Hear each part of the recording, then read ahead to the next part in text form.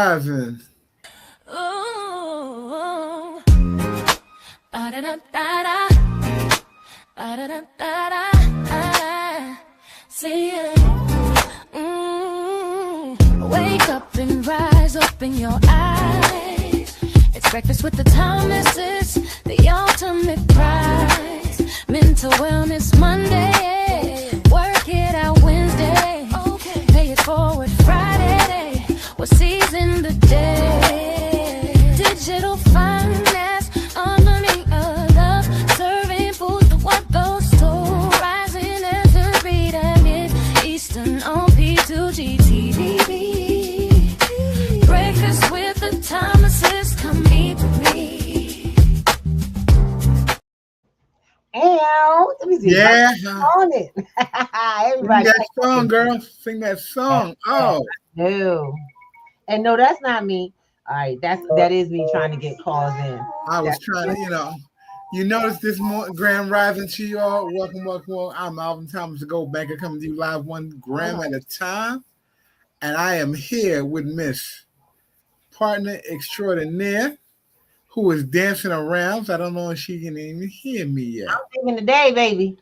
All okay, right. So we got a lot of good stuff. We got some business to get to. We want to say Grand Rising. Welcome to Breakfast with the Thomases. I want you to know, coming up, because today is such a special day, when it's time for the closing, y'all guys are going to hear me do our closeout song, and it's going to be phenomenal. No, he's not. We'll be dancing. Don't believe him. I got you guys covered. Nah, we good. Oh, no, but today's going to be really cool. Today's cool. Nobody. We are out here today in the NYC, and we have an official snow day. Okay, stop. All right, so before we get down to the conversation, we're going to want to make sure we give a little public PSA. Right, public service announcement for those who are watching. Y'all can see this. We are going to be checking out 311. 311 is the NYC 311 is the information center for New York, to give you updates as to things like parking, what's happening around the city, different rulings that have been made overnight, things that change immediately. We didn't have this when my kids was in school, not even when I was in school. We kind of just had to wing it and hope that they gave it out on the news, you know what I'm saying? But today is an official snow day. Yes, y'all. Let's read and see what's going down with these kids. Let's go. So for the first thing is NYC. Anybody got a car in the NYC area? Parking, alternate side of the parking, y'all know that foolishness y'all be running around doing, is suspended for the day. I'm probably going to be suspended for a little while. So while we getting dumped on, and I mean dumped on, because I've been watching this bad boy hit up at least 2 inches every hour. Every time I got up to go to ladies, I checked outside. It looked like I ain't gonna lie. The only time I like snow in New York is when it's first falling down. So let's talk about it. All right. Then we got garbage, trash, recycling, compost is delayed probably for a couple of days. So expect. Yeah, that's what's going to be a couple of days. No, got it. Then schools are officially closed. Public schools are officially closed due to snow. There will be no remote instructions. These kids have officially gotten a day off. They haven't had a real snow day in about a minute. No remote instructions are happening today. And according to Mamdani, there is a travel ban expected to hold until about noon today, depending on how the Department of Sanitation manages the snow. And for everyone who is non-essential, if you do not have a job that runs this city and keeps people alive or going, you ain't got there's nothing to do. Y'all got what I'm saying? There ain't nothing to do. Just to let you know. So with that being said, ain't nothing better to do than to hop in, push in, and come hang out with us for a little while online, and let's get some info going that'll help your day. You know what I'm saying? I love you guys. This is the information for the day. We decided we wanted to make sure y'all were caught up. Let's go, booze. What's the news today, Mr. Thomas? What's happening? Oh, well, outside of the snow ban. Oh yeah, snow ban. That means nobody. If you ain't an essential, don't be on that road. Yep, don't be on that road because they will take your car and your. It is not a good. It's not just that it's not good. It's not healthy. It's not safe. No, but it's really, it's funny. It seems like it appears that every time there's something major happening, something major happens that hits the world, hits the financial district. And, I want you guys to realize it's important to make sure you guys got a plan for your money. That's right. Because for some reason, the bank seems to have bigger plans. The banks always have plans for your money. And, they always drop stuff on the weekend. And, this weekend I was looking up some information, and there are plans in place already for the bail-in. We've talked about the bail-in once before. Oh. We don't talk about stuff like everybody know what we talking about. Okay, remember? Let me rephrase that. I'm sorry, y'all. I got to make sure that my husband remembers that he is, right now he's the smartest student in the classroom. So he can't just be talking like everybody in his area, you know what I'm saying? Like with his caliber. Tell him what the bail-in is. The bail-in is where everyone who has a bank account, safe deposit box, savings account, IRA attached to their banks, have now become the true creditors to the bank. If they become to the point where insolvency comes up, and insolvent means not able. Vocabulary. Let's make sure. Insolvent means they're unable to pay their bills or support themselves to stay open. Yep. And the FDIC will not cover them or cannot cover them, which is the Federal Trade Insurance Company. FDIC, we see that big gold symbol and we get all excited. Our money is protected for $250,000. Guess what? If we can't cover it, you are the next line of support. And they can access your account, use their money to solidify the bank because they are actually the owners. Come on. And then you have to possibly wait to get money back. That's what's up. Now, my question to you guys, real quick before we go any further. Yep. How long can any of us survive, or how many can any of you survive without access to your bank? Let's just call it what it is. It's an IOU from the bank because that's what they're going to have to hand you until a later date. If you even get one. Or your mortgage, or the bank's going to actually stop. That's what I worry about. I wonder if your bank is insolvent and you are now, all your assets are being frozen, does that actually stop the other banks from wanting your mortgage money? Or if your mortgage is at that bank, does your mortgage disappear? Or personal loans? I wonder. That's a cool conversation to have. We need to get into that, yo. Because see, what happens is when your money's in one place and all the business you do, it runs in one place, you got to ask them questions. Do you know to ask the question of, okay, so if my money gets caught up in this whole thing, do the bills get slowed down that you keep sending me? Gotta ask. Because I can't pay you if you holding my money. Does that make sense to y'all? Guys, let me tell you something. You spent a bunch of years saving money. Y'all been spent a bunch of years putting away finances because you wanted to have a retirement. Only to find out that the system is crashing. The system that's been holding on to it and promising to help build it is crashing. And guess what? It's okay because their business can crash, but now you are going to be the line of credit they use to fix it. And then they'll give you an IOU saying that we will come back and we'll get back to you once this thing is reorganized. By the way, that's how bailouts work with the FDIC. That works. That's how, they get in the, but see, the thing about it is normally your bank accounts are pretty secure. That's what made us feel so secure. Why is this important? Because the FDIC does not insure one. It's not an insurance company for one bank. It's an insurance company for almost all the banks. Mm-hmm. And so that insurance company in no way can handle a system implosion because it cannot provide funding for everyone. I want you to do the math, okay? So if you have $100,000 in your bank, but you got clients paying you $1 million, now you insure them that up to a certain amount, not one client, you got all these clients come together and everybody's actual premiums pay you out millions. Okay. But you only got a certain amount in that bank, $100,000 physically sitting there to make sure that if one of these bad boys go down, I got you. Don't worry. Got me?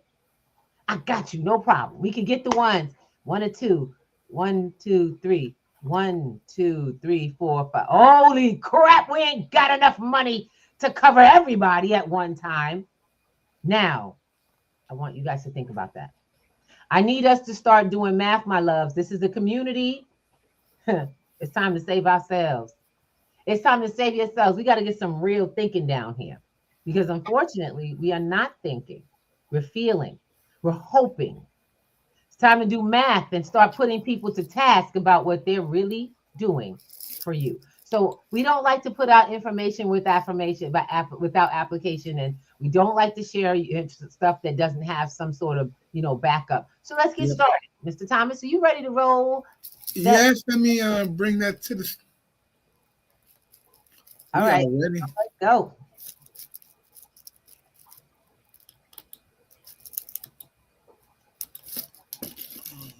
Give me 1 second. $845 trillion. That's how big the global derivative market is, according to the Bank for International Settlements. These aren't assets or loans. These are risky financial bets layered on top of the same debt over and over and over again. These are the same instruments that Warren Buffett once called financial weapons of mass destruction, and they were at the heart of what nearly took down the entire financial system back in 2008. The people that ran most of the institutions, I probably shouldn't name names, but they went away rich. But here's the real difference between now and 2008. Back then, risk was more concentrated with a handful of big banks.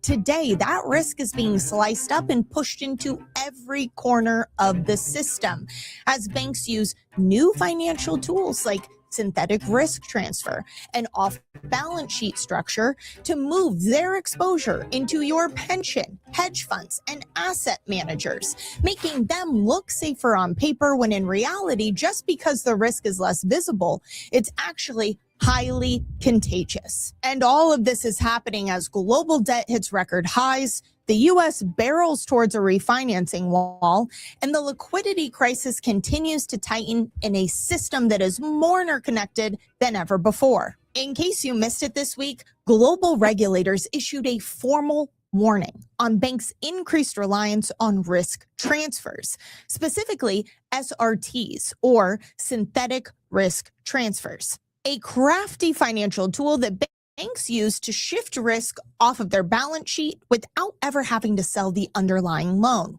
And regulators are saying now that the market has grown so fast and is so interconnected that it poses a major systemic risk. But this isn't just a Wall Street problem. Your bank is likely using these structures right now. Your deposits set up on their balance sheet and your pension used as the counterparty to absorb the losses. Right now, every bank in town is unloading these bonds onto unsuspecting customers, and they won't devalue them until they get them off their books. This level of criminality is unprecedented, even on Wall Street. Here's how it works. A bank holds a loan, let's say a private loan or commercial real estate, something we know is getting more risky by increased delinquencies and defaults. More on that in a second. But the bank doesn't want to sell the loan. They want to keep it. And instead of cutting their losses, what they do is they find an investor who's willing to give them partial credit protection, meaning that the bank pays that investor a small fee. And in return, should the loan fail, that investor is on the hook to absorb the losses first up to a limit. To put it simply, it works like this. Let's say you have a friend, Harry, who borrows $100 from you, but Harry loses his job and you're worried about getting paid back over time. So you go to another friend, Tom, and you say, hey, Tom, will you partially insure this loan for $100 to Harry? If so, I'll give you $5 a year But if Harry can't pay me back at some point, well, then you owe me $20, right? It limits the amount that I stand to lose. And if he pays me back, Tom makes some money and I can sleep better at night. Sounds simple enough on paper, but here's where it gets scary. None of this is actually about reducing bank risk. SRTs accomplish two very specific things for banks. First, it allows them to avoid having to sell assets that are worth far less at market value than they are on paper. These banks have massive unrealized losses, or losses that only become visible should they be forced to sell an asset, which is when investors and depositors would panic, rightfully so, because it shows that the banks have far less capital than many of us have been led to believe. So instead, by using SRTs, they're allowed to keep these assets and keep the illusion alive. Second, and this is a big one, it frees up capital liquidity. If you transfer the risk on a loan, you are allowed to hold less capital against that loan. So banks, they get to look safer. Execs get massive bonuses, shareholders are happy, and on the surface, everything looks stable.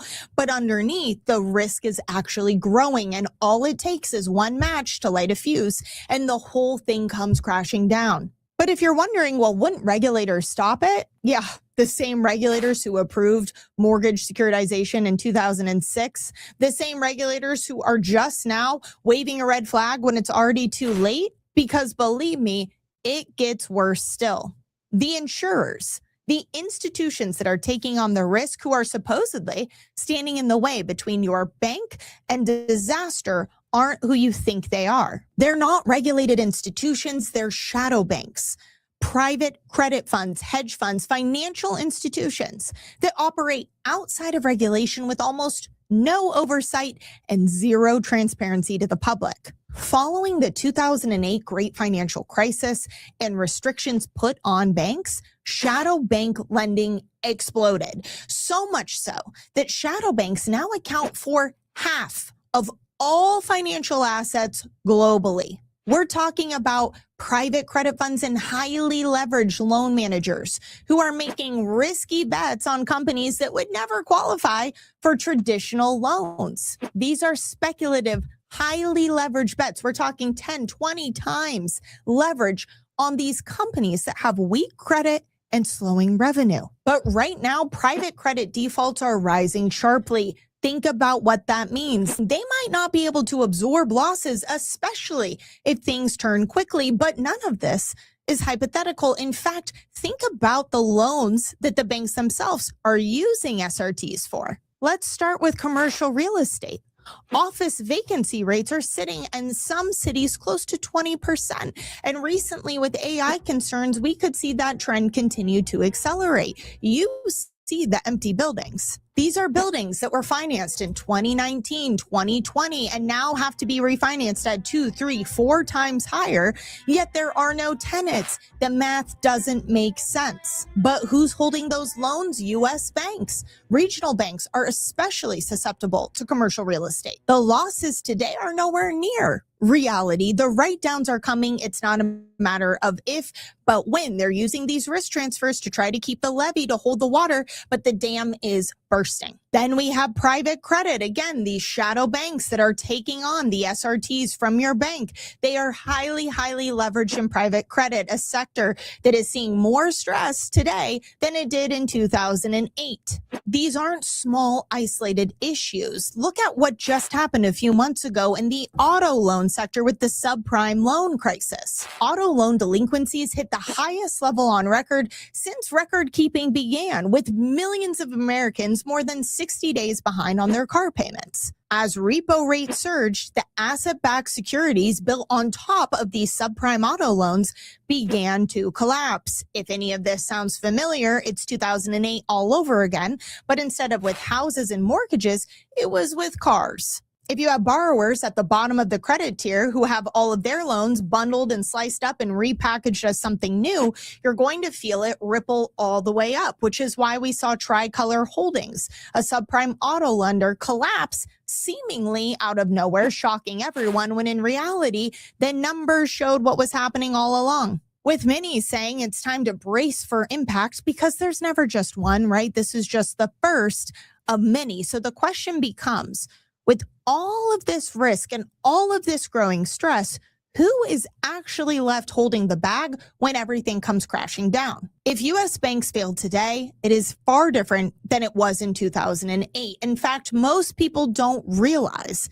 the tools that are already in place for the depositor. Specifically, I'm talking about a bail-in. Unlike a bail-out, where the government steps in and bails out the failing bank and makes sure that the depositors are taken care of, in this situation, you, the depositor, are the one who's used to make the bank whole again. And if you think, no, that'll never happen here in the United States, the truth is it's already completely legal. They passed the framework. They made the laws following 2008. They did it quietly so that when this day came, because they knew it would, right? They papered over the system, but nothing was actually fixed. In fact, like I said, derivative exposure has actually grown in 2025, up 16% from the year prior. So that when this day came, you were the creditor of the bank, and the creditor of the bank is the one who would make the bank whole again. We've seen it play out in Cyprus. We've seen it play out in Lebanon.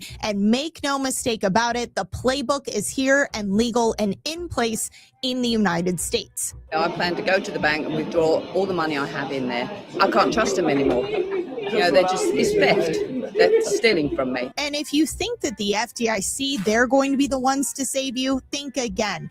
Yes, they are supposed to insure up to $250,000 of a bank account, but think about what that really means. Their deposit insurance fund is a drop in the bucket compared to what would actually happen if you had more than 2 or 3 mid-sized banks fail.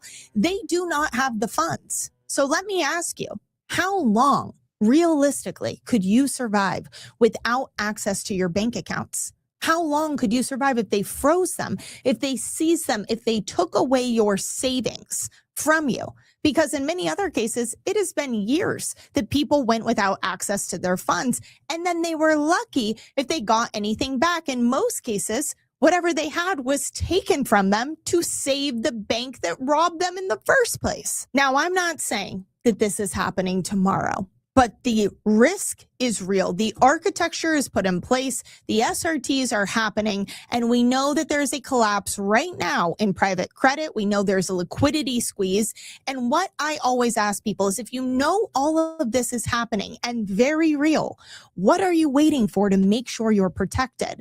Stop trying to time the system, because systemic risk doesn't always just happen all at once. It builds slowly and quietly, and then it happens all at once. And at that point, most of the time, it's too late to prepare.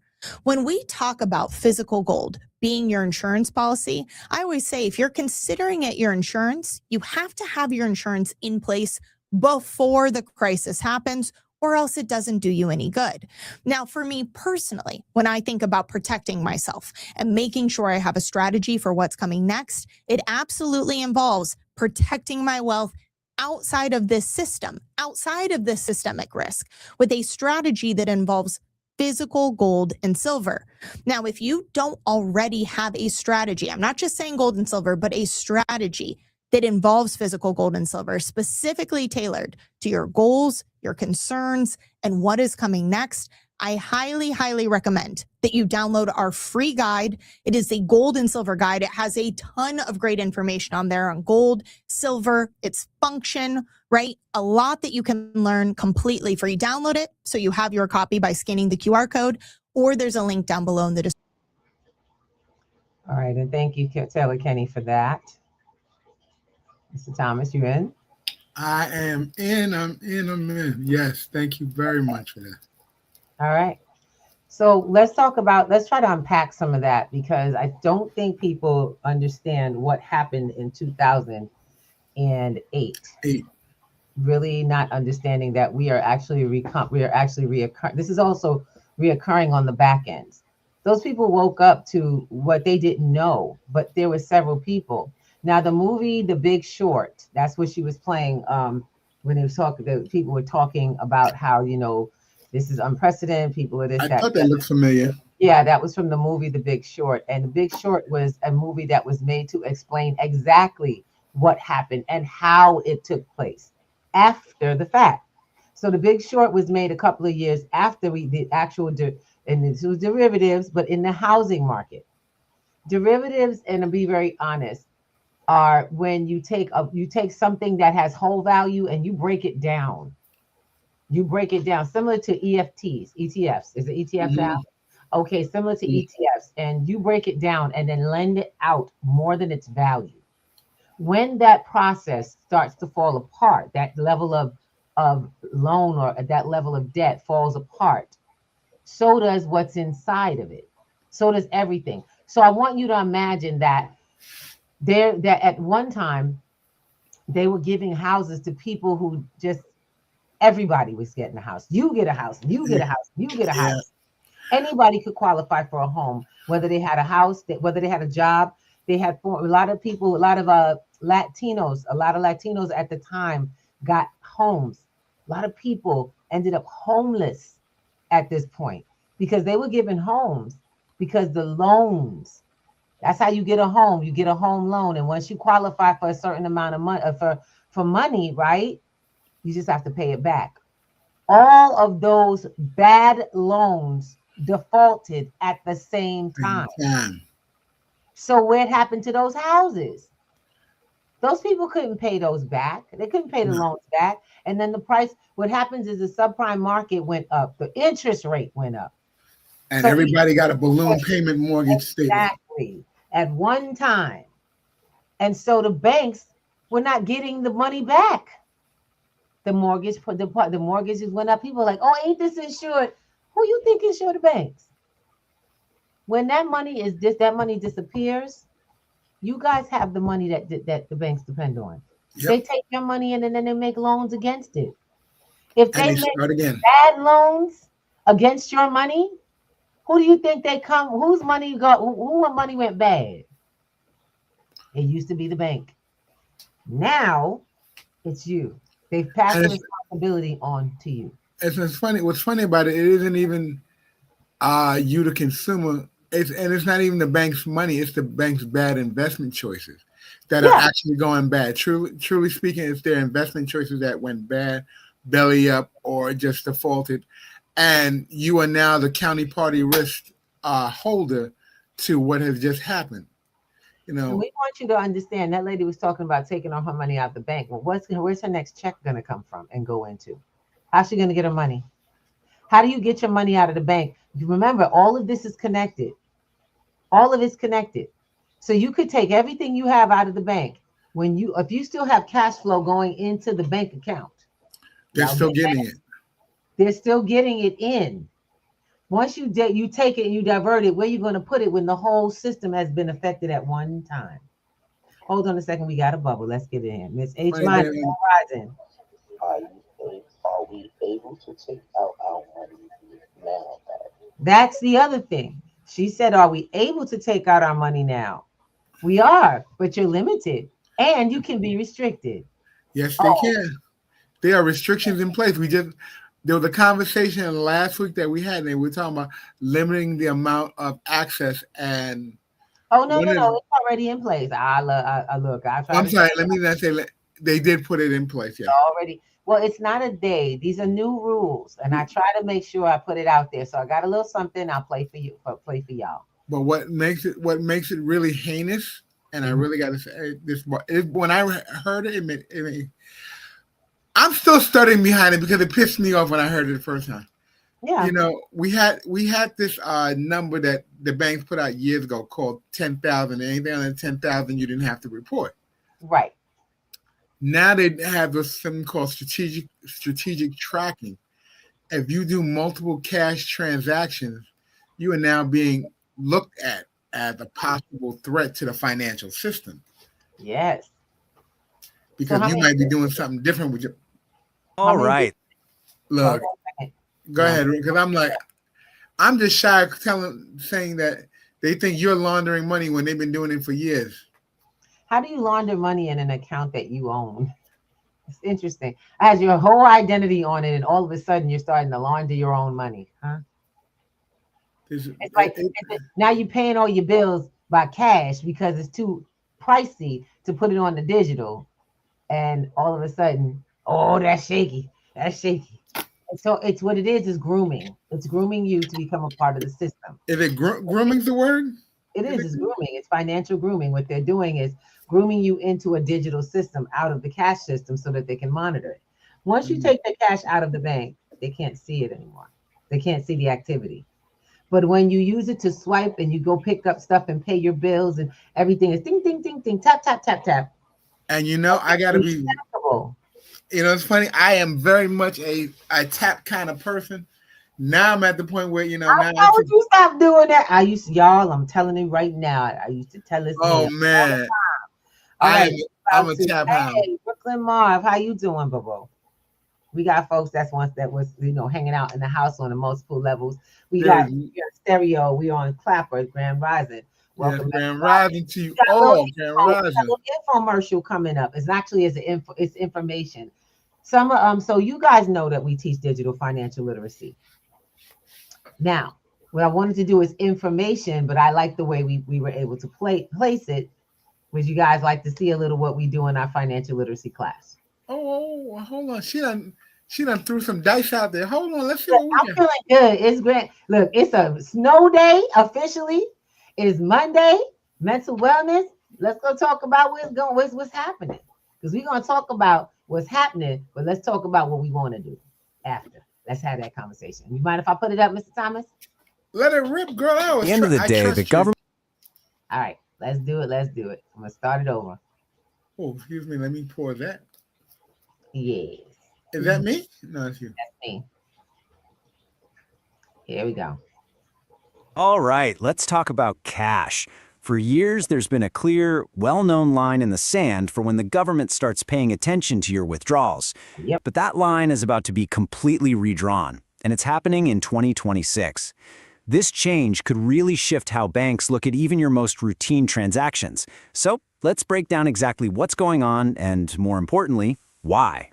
For decades, this was the magic number, right? $10,000. You walk into a bank, you pull out more than 10 grand in cash, and boom, that transaction gets automatically reported to the feds. It was the threshold pretty much everyone knew about.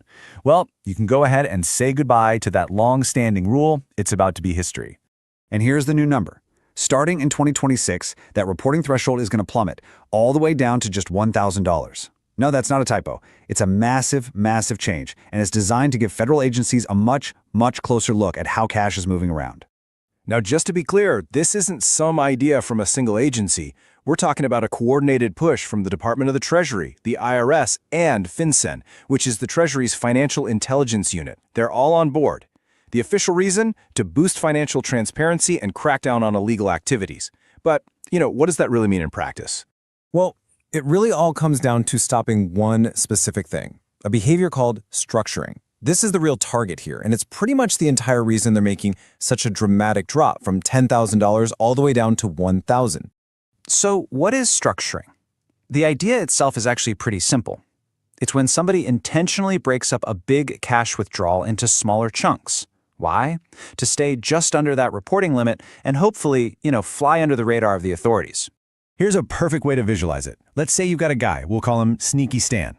Stan needs $9,000 in cash. Now, instead of taking it all out at once, which would have triggered a report even under the old rules, he gets clever. He pulls out $3 grand on Monday, another $3 grand on Wednesday, and the last $3 grand on Friday. He thinks he's beaten the system, but this is exactly the kind of pattern this new rule is designed to catch.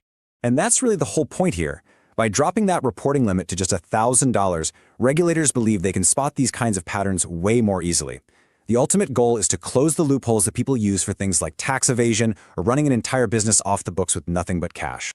Naturally, this brings up a huge question, probably the one on everyone's mind. We live in a digital age, right? So what about all those payment apps? So let's just ask it directly. Are your Venmo transactions, your PayPal transfers, or your Cash App payments going to get flagged under this new $1,000 rule?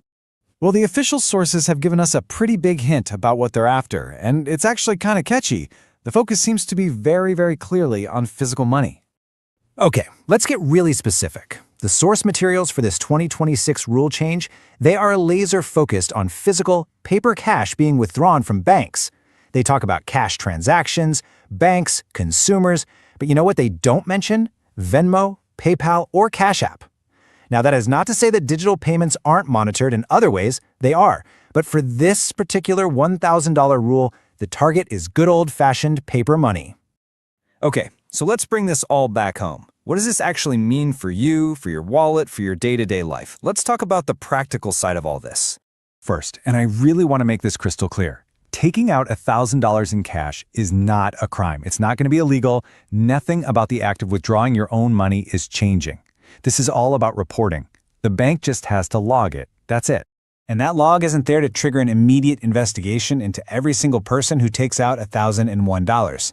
The IRS is playing the long game here. They're collecting data points to spot suspicious patterns over a long period of time. A one-off withdrawal to buy a used car or pay for a vacation, that's almost certainly not going to raise any red flags. They're looking for consistent, repeated activity that just doesn't add up. That being said, some folks should probably be ready for a few more questions from their bank. If you're an independent contractor, for example, or a small business owner who deals in cash, or really anyone who handles large amounts of physical cash frequently, like maybe you send money overseas to family, you might just find your bank asking for a little more verification. So, how do you get ready for all this? What can you do to prepare for 2026? Well, according to the experts cited in the source material, there are 3 really clear, actionable steps you can take. First up, keep a solid paper trail. Records, records, records. If you can clearly show where your money comes from and where it's going, you'll be ready for any questions. Second, and this is a big one, don't be sneaky Stan. Deliberately structuring your withdrawals to avoid the limit is a fantastic way to look suspicious. Just don't do it.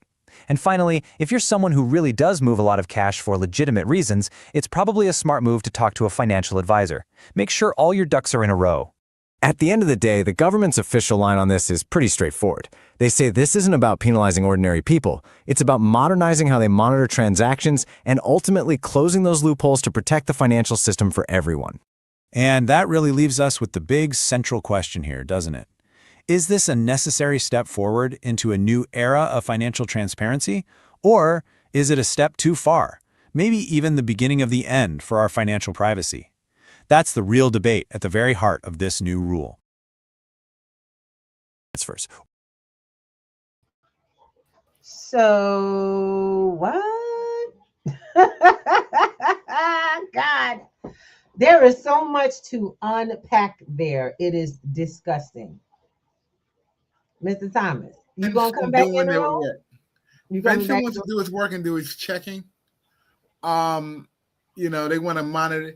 But my thing is this: if you're a mom and pop, you know your business is traditionally run on cash in and out because vendors come to your store. They don't expect a credit card. They expect you to hand them cash for the products that they hand you because they're a small business too. This is how you keep your business running. But what they're saying is, we don't want you to run your business that way. We want to make sure that we keep the quote unquote the term's called AMM or AML, anti-money laundering clauses. And that's all they do. They just change the way they put them in. But who does 10,000 to 1,000 really affect? It's not small businesses. It's not, and it doesn't make any sense. See, people, we got to wake the hell up and start thinking about this. You got to really realize these rulings aren't set in stone. Y'all know that, right? It's set because the people allow it, or we just don't care. We don't say nothing about it until your bank asks you about why you pull out this much money this many times, and then they can deny you access to your bank, to your money. That's the other half of it. You need cash. Now, why would cash be necessary? I can give you a couple of reasons. Payment rails, the fees for transferring finances. That's why most of our pricings have gone up, because of these lovely conveniences of buying things through technology. We end up paying more money. Yes. Just think about it, Alvin. Instacart, Uber, all of those. You end up paying an extra $20 bill for something you could have went and got, and this is the beautiful part, or you could have just purchased it directly from the supermarket. Yep. And I'm going to tell y'all this right now. Those third parties, and I've noticed that because I have a couple of stores that I like, didn't dawn on me that if I go straight to their website and order my food, for delivery directly from them, it would bring the price down by almost $20. That extra delivery cost would be built in. But no. We always want to go to such and such.com to find my such and such near me. Why not do business with the people in the neighborhood and let them service you the way those big businesses? Because basically, they're passing on their expense to you. That's what happens. That's how tariffs work, baby. We've been dealing in this tariff lifestyle locally so long, we don't even recognize it when they put a word to it. It's become commonplace. So this is how businesses function. They're in business to make money. Every time they take on an expense, they add it to the cost. They pass it on to the cost. Businesses have to make a profit, so they have to make sure that their expenses are lower than their profits. Yep. To do that, that's where their price range comes from. You have things you need. So when you go shopping, if you don't want to toot your feet through the snow like it is today, you're going to get somebody else to do it for a much higher premium.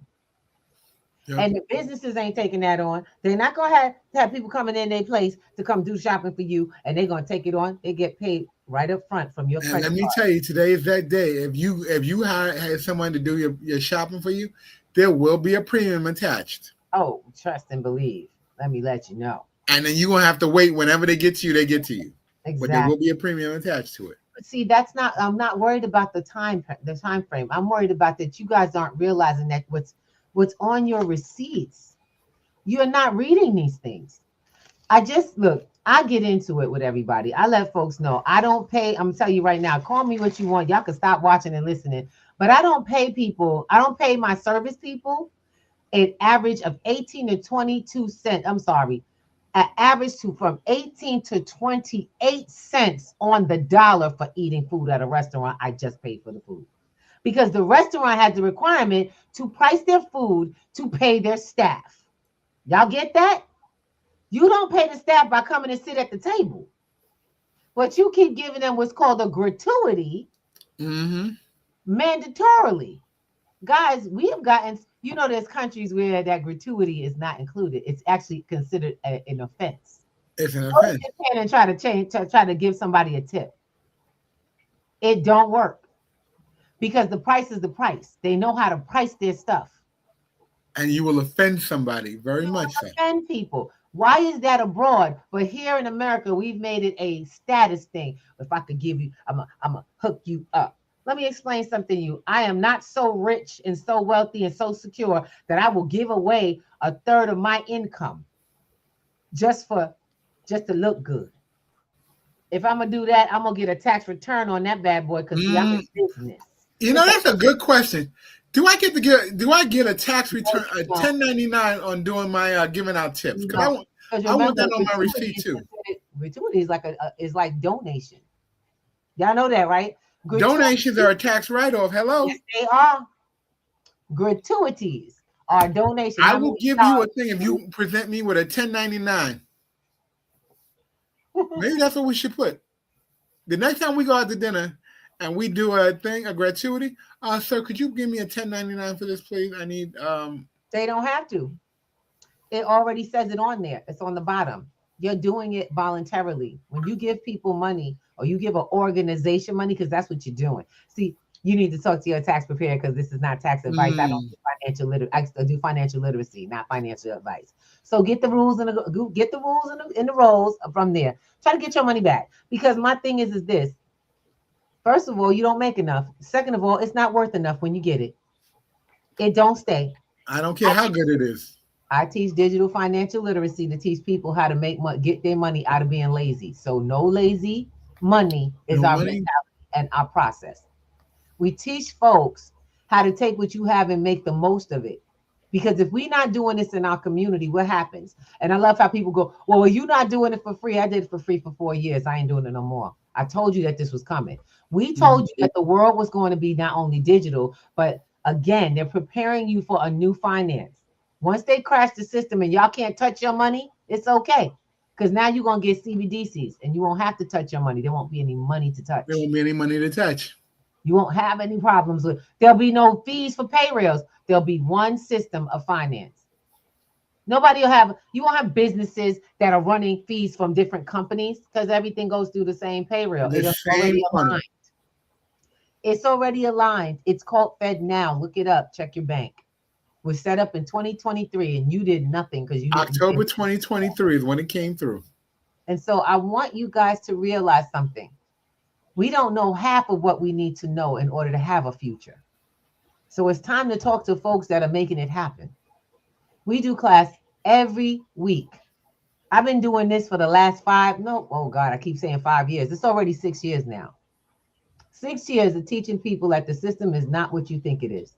6 years of people telling me, oh, why you buy gold and silver? Well, can you spend it? First of all, I am not trying to spend gold and silver. And the day I have to do that, we have hit hyperinflation. And that ain't somewhere you want to live. So I am begging folks, do not wait till you have to have gold and silver to have something to get bread and a loaf of bread and some, rice and stuff in your house. Mm-hmm. Do not wait till that day comes. You gotta shell out a silver coin for a loaf of bread and a cup of coffee to get through the day. You better make sure you have gold and silver so you have value, because a lot of people, look, right now, I ain't messing with, I can't say I'm not messing with the credit system. I'm learning to manage the credit system so that I can build assets. People are like, oh, I want to be in debt. Actually, you do want to be in debt. You just want to know what you're doing, right? We want to know how to use debt appropriately. We want to know how to use different types of debt, how to access different types of finances for ourselves.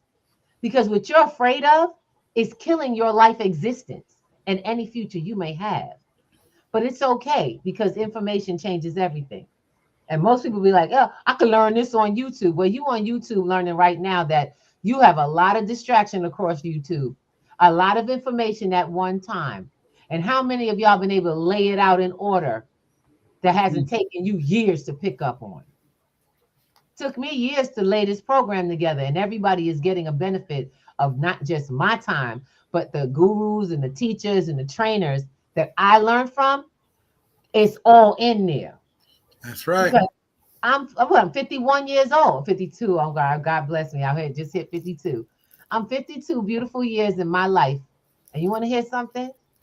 Grateful for every year of wisdom, because I got to not only learn from my mistakes, but learn from the mistakes of others. And I got to put it in order so this whole world that we're looking at now makes sense and you can get something out of it. I tell people, come to class. That y'all see that right there? Digital financial literacy. That's what age we're in right now. You're in the financial age, the digital age. What are you doing about it? Are you still afraid of using your phone? I don't know how to use my phone. I'm digitally illiterate. How long are you going to keep saying that? How long are you going to say I'm financially illiterate when you don't have to be? This is the worst time to be in the world, because we have more distractions than the people who did better than us. Our elders made more with less than we have, and way less connection and information than we have today.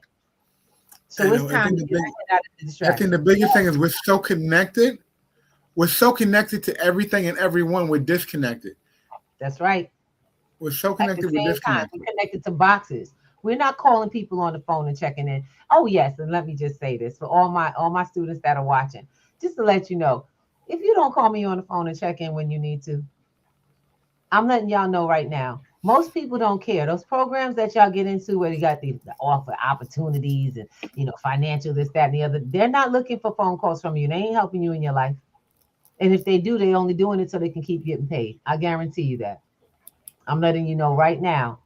In this platform, we are building a community. We're building a network of networks. Folks that are connected through the things that they do, their lifestyle. We know who your children are.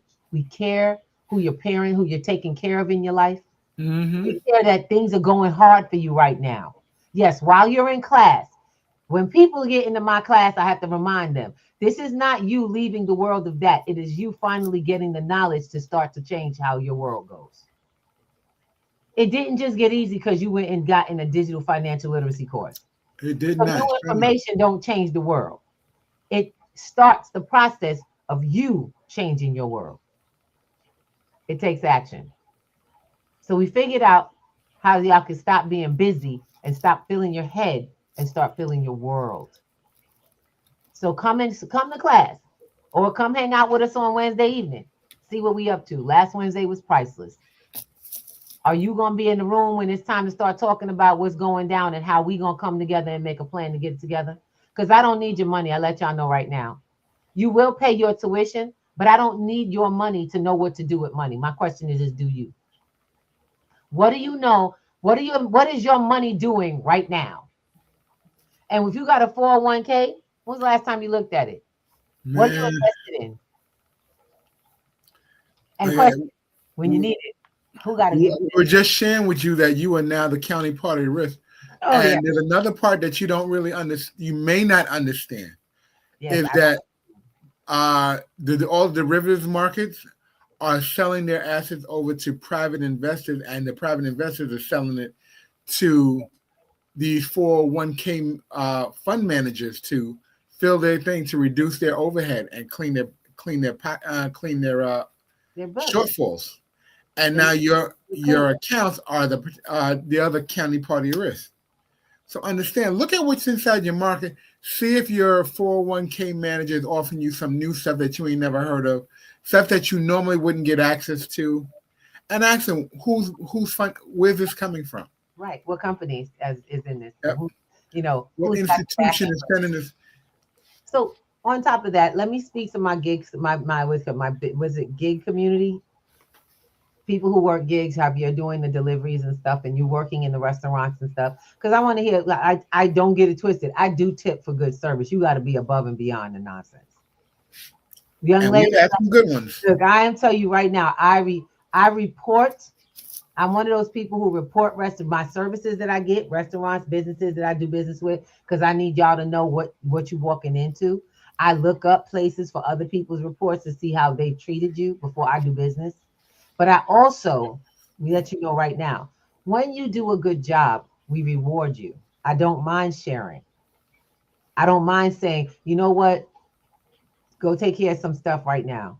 Girl, this young lady did a great job. We went to a hibachi place and I had a great time. And place really did a good job. I'm sorry, a hot pot. We took my daughter to hot pot. They took me to hot pot for my birthday, actually. And she knew I loved it. And it was Chinese New Year. Let's start with that. The Lunar New Year. Everything was crazy. I'm be real honest. It was a weekday. So we was like, oh, we're going to go during a weekday. It was still like very little staff. A lot of people coming in. We sat getting seated was amazing. But getting served was even better. This young lady went above and beyond by herself. Mm-hmm. Y'all get where I'm coming from? By herself. And she had a whole row to herself. Yeah, well, she had a few of us to herself.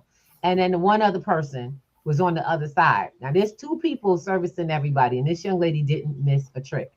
She didn't miss a service call or something that we needed. And everything got done, including my husband's walker at the time. We needed him to come through. And she was making sure everybody was comfortable. We did a little tour, how it all works. Had a great time. Now, for someone who does that, you got that. I don't even put a percentage on it. I put a price on it. You know why? Because I know how to pay people for what it is a gratuity is for. It's gratitude. Mm-hmm. Y'all have to understand how to manage your money and why.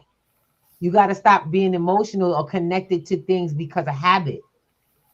Because your wallet and your home is connected to that same bad habit. How you live is connected to your financial habits. How you give the money out, what you do with it, and also what gets paid first. Do you pay your bills first before your money made you some money?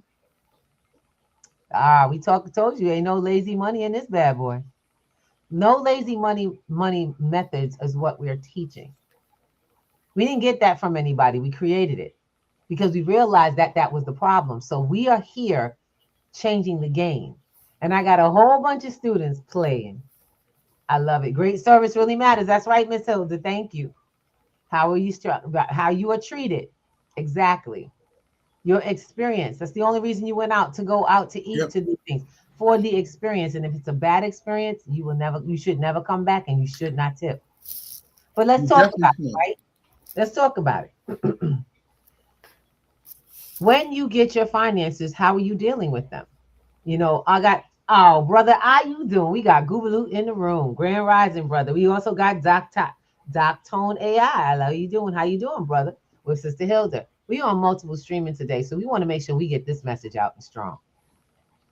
If you're not paying attention to your finances, somebody else is. Always has been. Somebody else has always been watching your dollars. Yeah, They've been training you. They've been training you. My question is when is it time to see what your opportunities are for managing your finances?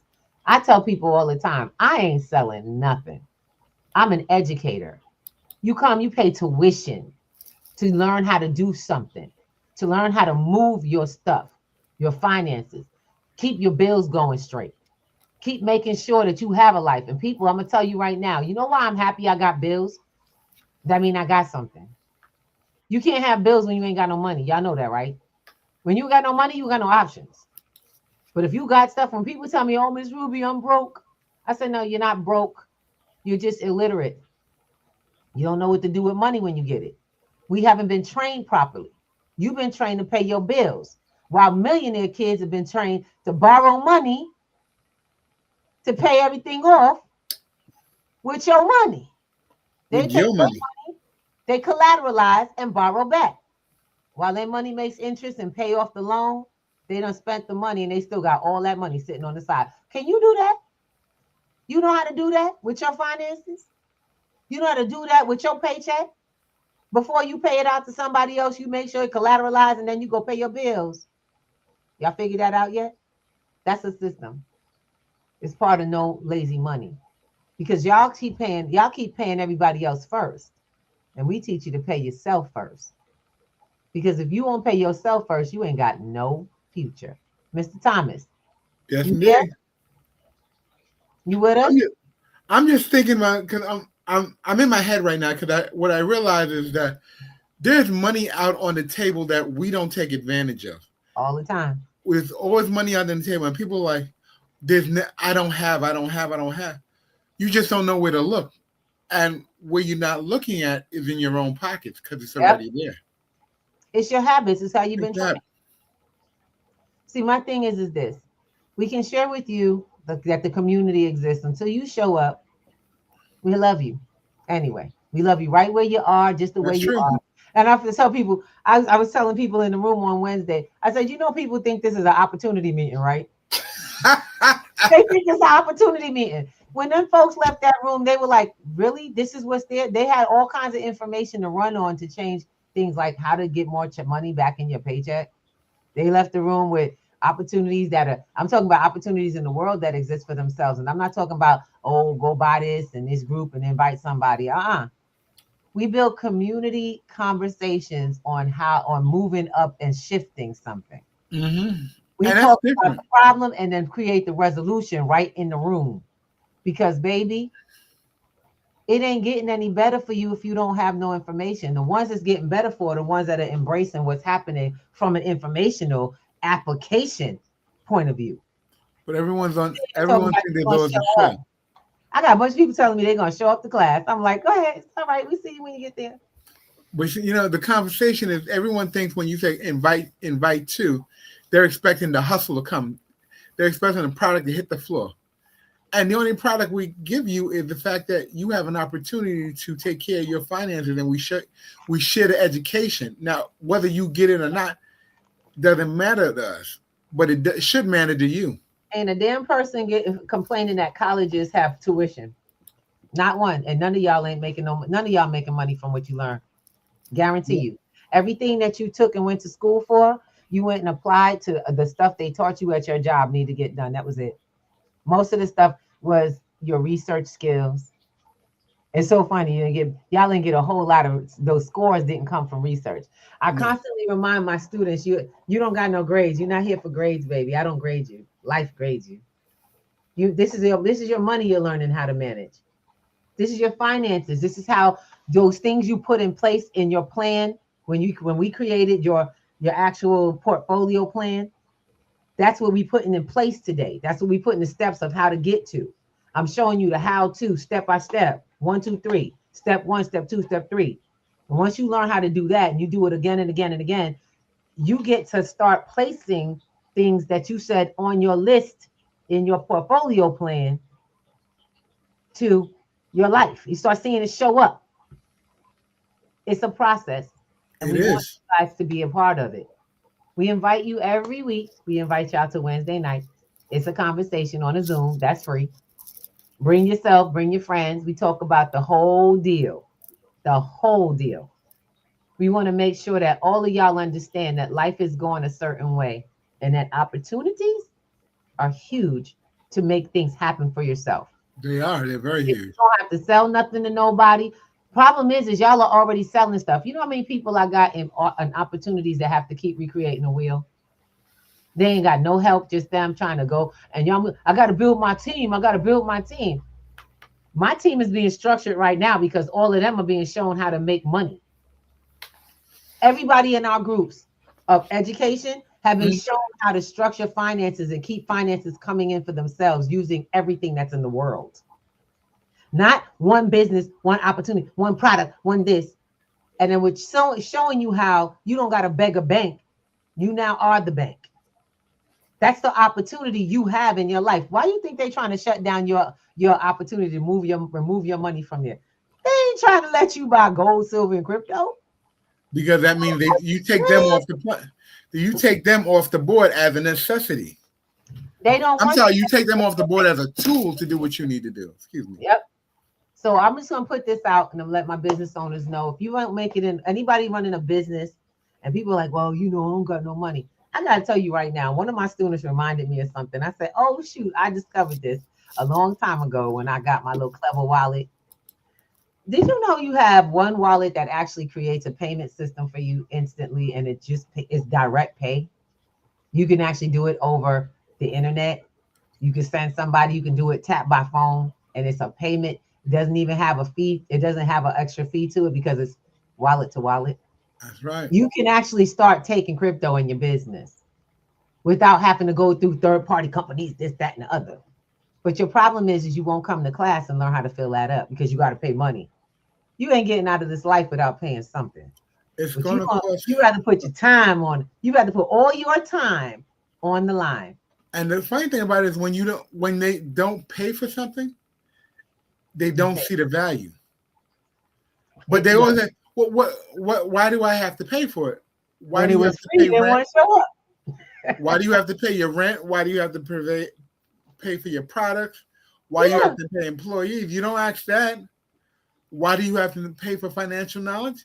Because we're giving you something that you need and you want. No, I don't justify I'll let you know right now, I don't justify my services, Mr. Thomas. It's not even justification, it's the reality of things. I get it, but I never tell. You know why I don't tell people that? And I'm going to share this with y'all. I never tell people what my value is. I show it to you. I show you my value. My value is the opposite of what you're living. Y'all know that, right? You on the other side of my value. The value of what takes place in my classroom is the difference between you and the life you're living.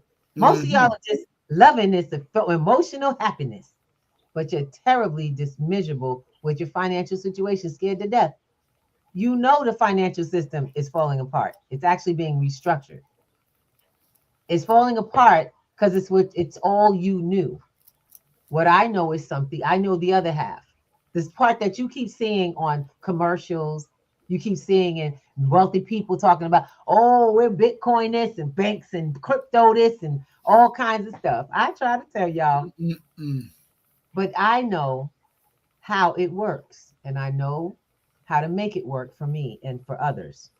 And that's what I'm on the other side of. And I don't have to tell you the value of that. You already know it.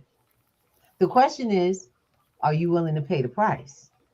We told you guys that we have 2025. We have an Aquarius price that's going right now. If you go click the website, you'll see it come up. When you click on the digital financial literacy course, the membership, right now for the next 2 months, to the end of this month and into March, you'll be able to pay 2025 prices. Just for this time, it's a monthly membership, and it's running right now at $75. Oh yeah, that's last year's.